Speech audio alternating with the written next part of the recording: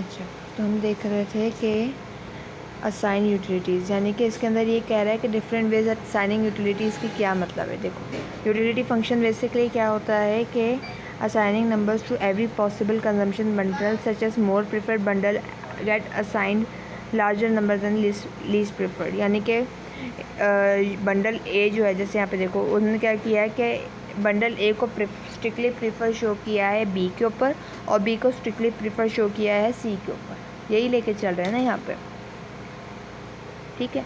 तो उन्होंने क्या किया, तीनों यूटिलिटीज़ जो है यानी कि तीन इंडिविजुअल्स हैं, उन्होंने शो तो सेम किया है, मगर इंडिविजुअल वन की यूटिलिटी जो थी उसने ए के कंजम्पशन से 3 यूटिलिटी थी, बी से 2 मिल रही थी और सी से 1 मिल रही थी। यूटिलिटी जो इंडिविजुअल 2 ने अपनी यूटिलिटी शो की वो शो की है 17 से, फिर बी को 10 से और सी की लीस्ट शो की है, ठीक है।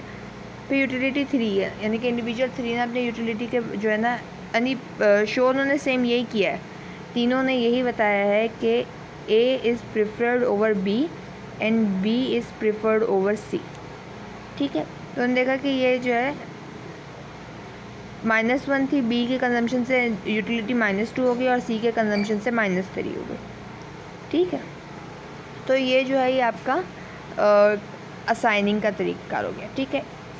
दूसरा क्या था, मोनोटोनिक ट्रांसफॉर्मेशन, ठीक है। मोनोटोनिक ट्रांसफॉर्मेशन मतलब ये है कि आपने जितनी अगर आपने ये कहा है कि आपका, एक मिनट मैं यहाँ पर लिख देती हूँ, अगर आपने कहा है x is preferred over y, तो इसका मतलब ये है कि फंक्शन ऑफ x जो होगा वो भी स्ट्रिक्टली प्रिफर्ड होगा फंक्शन ऑफ y से। ये कहलाता है आपका पॉजिटिव मोनोटोनिक ट्रांसफॉर्मेशन, ठीक है। इस वजह से ये ग्राफ्स जो है ना, ये u यूटिलिटी और v जो है ये, यानी कि ये समझ लो utility is a function of x and y is a function of u, इस तरीके से, यानी कि यहाँ पे x और y होना चाहिए था, उन्होंने u और v लिखा हुआ है, ठीक है। इसके बाद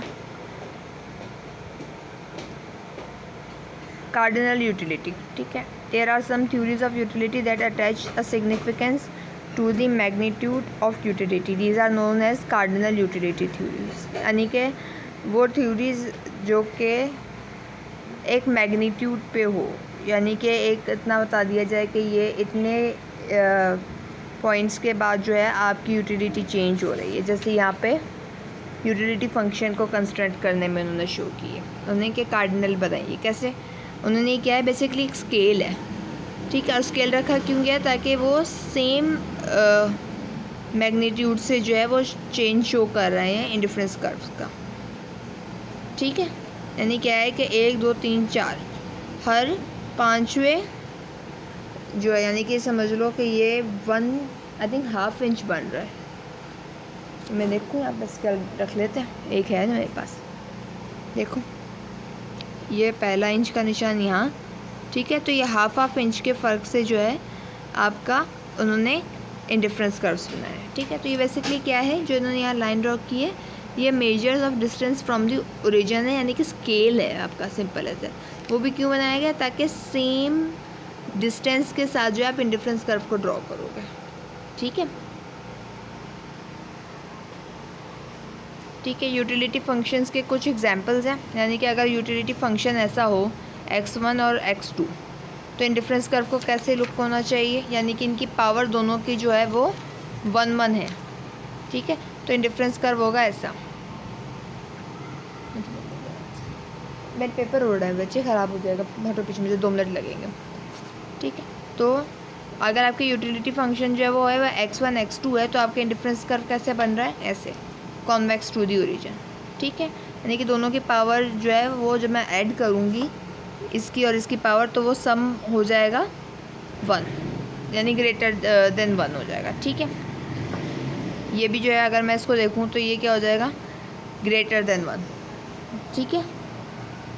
इसकी भी क्या होगा, तो इसका भी यही बनेगा, यानी कि जहाँ आपकी दोनों गुड्स की पावर का सम जो है ग्रेटर देन 1 होगा, तब आपके पास ये इंडिफरेंस कर्व बनेगा, ठीक है।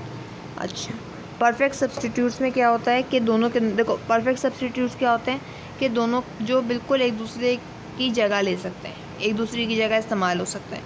तो उनमें क्या होता है, बेशक आपने किसी एक गुड की कंजम्पशन को 0 कर दो, तो दूसरे की कंजम्पशन कायम रहती है, यानी कि आप दूसरे में, यानी कि उसमें क्या होता है कि इसके अंदर जो आपके पास जो है वो ओरिजिन यानी कि इंटरसेप्ट जो होते हैं ना उस पर टेंजेंट भी हो रहा होता है। जैसे लो ये यहाँ पे तो बना हुआ ही नहीं है, एक काम करते हैं यहाँ पे छोटा सा बना के जो दिखा देते हैं।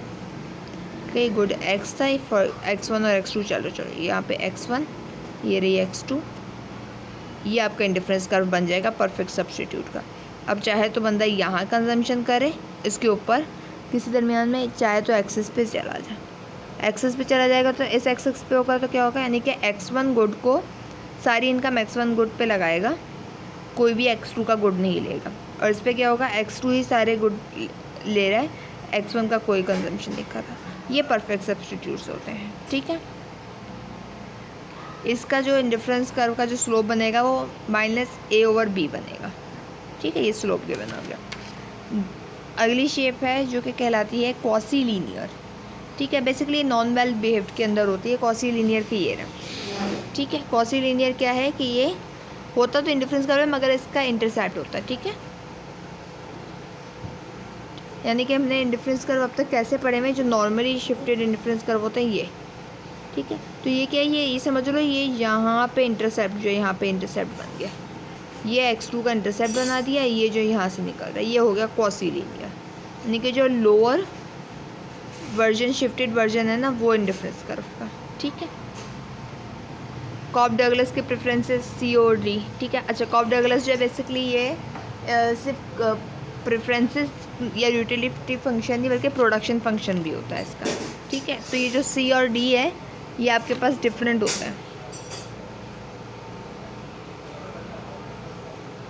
ठीक है।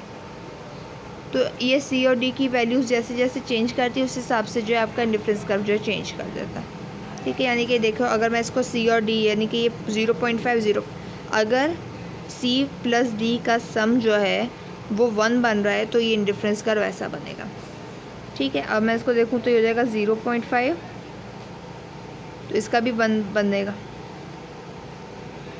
ठीक है। तो ये ऐसा शेप बन जाएगा, क्वासी लीनियर बन जाएगा, ठीक है। तो इनकी पावर्स पे डिपेंड कर रहा होता है, अगर उनका सम = 1 है तो वो जो है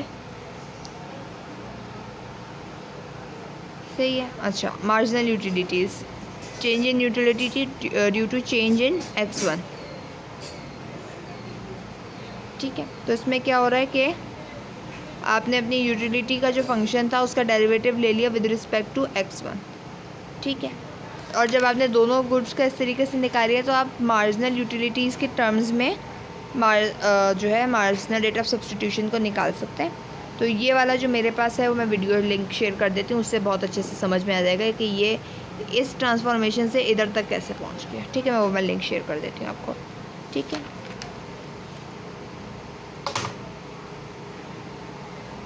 यानी अब जैसे यहाँ पे एग्जांपल देखो, ये इन्होंने क्या दिया है, utility function that had the form u = TW, TT and C, ठीक है। TW का total working time to and from the bus और car, TT total time of trip in minutes and C total cost of trip in the dollar. यानी कि कोई है जो कि ट्रिप पे जा रहा है तो एक आपको यूटिलिटी फंक्शन ऐसा भी आ सकता है।